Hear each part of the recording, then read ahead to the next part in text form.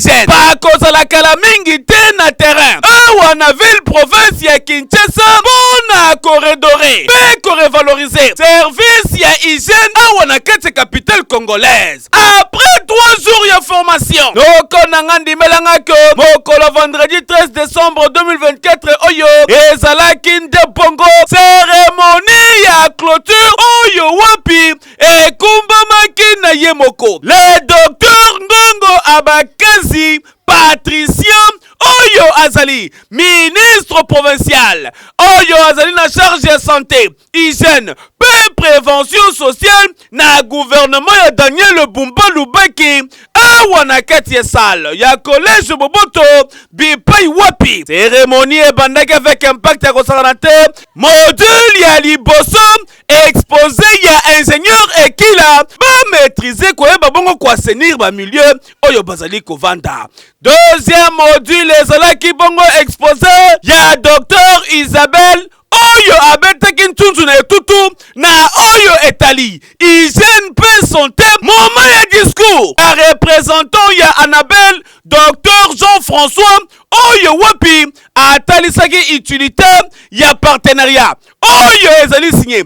entre ministère provincial ya santé ya ville province ya Kinshasa na lisanga na bango Annabelle. Après discours ya chef de division provinciale ya santé ya ville province ya Kinshasa, son excellence monsieur le ministre provincial ya santé publique hygiène pe prévention docteur Ngongo Abakazi Patricien azwaki maloba personne ne contrôle mayo tomelaka mutazo contrôler jio tomelaka toyebi environnement ya santé ça envahi par les indo-pakistanais ou les autres bateaux baoutana étrangers qui font des choses oyo mutu ya ko contrôler azate pour nani parce que seulement brigade ou abanda ko sala musala ngona ba zone de santé na ba aire de santé et kufa to ke kufa te bazali ba komaki déjà bakolo ebele bazozela ba retraite na on de tolobi tokoki ko tia mbongo ebele na ko traiter te mutu asa komi malade.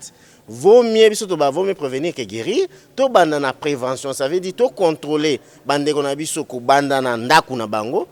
Toilette zandenge nini ndaku no zandenge ni bise kwa kolongola konso pona ko éviter ba maladie mususu. Ebi lelo ville ya Kinshasa depuis 1970 aza envahi na épidémie kilisa muto ayeba pourquoi parce que seulement muto azoko tala ménage azara isusu te, muto azokende ko contrôler restaurant azate, muto azokende ko contrôler hôtel azate. Ba izine ba ji oyo zomona ba ditif mususu esale makaisute na mboka bapaya awa ba tchera onka na ji tozala betude kalembele mba pesi et consort ke bana biso kutu ba komi ko bela ko bota mala maladie ya sucre l'ensemble so otali ba malade lelo mutu ya 30 ans a commis hypertendu mutu ya 32 ans a diabétique ça veut dire qu'il y a des maladies qui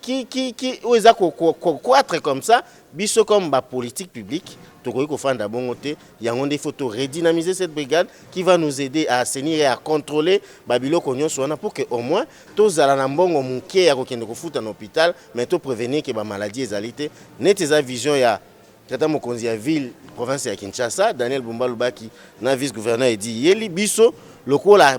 ministre provincial de la santé, nous avons en route notre vision globale de la gestion de la ville provinciale. Il faut former plus de 6000 brigadiers d'hygiène dans le secteur. Ndunde kote kama isute ndenge zote kama lelo, lipe kote kama isute ndenge zote kama lelo, biloko koko za l'exposer kaka boete, outi na nyamano na mboka wene mba moko bomio che ba kinwa bali koko sale maisusu lobite, osali forage na yo, ozimba moko bandi ko pesa batu mai santo e ba qualité ya mai wane koko sale maisusu lobite, yo mutoza na izini ya lipa. Ozo sala ba lipa me bato ba sala ka wana bana certificat de bonne santé te e koko sale maisusu lobite, bato bo sala ba ji ba mai ba pharmacie ba biloko tout ezaka ko concerner santé na kati boye ba ke lobby et koleka lelo donc Kinshasa ezobonga et puis obonga nanko kanisi asili tata moma ya remise ba brevet ezalaki au rendez-vous avec impact ya consacrateur pe cérémonie ya signature ya partenariat entre Annabelle na ministère provincial ya ngonde clôturer que cérémonie avec impact ya consacrateur noko phase ya liboso ezali nde bongo Gombe ngiringiri pe zone de santé ya limité bakala mingi te eko s'étendre na ba zone de santé tu ya ville province ya Kinshasa